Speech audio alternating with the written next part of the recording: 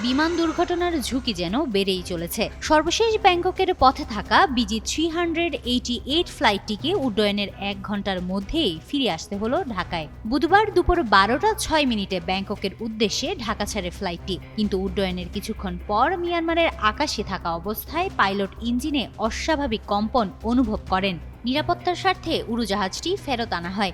দুপুরে 1টা 21 মিনিটে ফ্লাইটটি হজরত শাহজালাল আন্তর্জাতিক বিমানবন্দরে অবতরণ করে। উড়োজাহাজে ছিলেন 146 জন যাত্রী। বিমান সংশ্লিষ্ট সূত্র জানায়, এই উড়োজাহাজটিতে আগে থেকেই ইঞ্জিনের সমস্যা ছিল। দীর্ঘদিন হ্যাঙ্গারে রাখা ছিল মেরামতের জন্য। মাত্র 2 দিন আগে পরীক্ষামূলকভাবে চালানো হয় ঢাকা সিলেট রুটে। সফল পরীক্ষার পরই আজ ব্যাংকক রুটে পাঠানো হয়, কিন্তু সমস্যা আবারও দেখা দেয়। বিমান বাংলাদেশ এয়ারলাইন্সের জনসংযোগ বিভাগের ব্যবস্থাপক আল মাসুদ খান জানান, ফ্লাইটটি 1 ঘন্টা উড়ে ঢাকায় ফিরে আসে। প্রকৌশল বিভাগ কারণ অনুসন্ধান করছে। পরবর্তীতে বিকেল 6টা 2 মিনিটে ওই যাত্রীদের বোয়িং 777 উড়োজাহাজে করে ব্যাংককে পাঠানো হয়।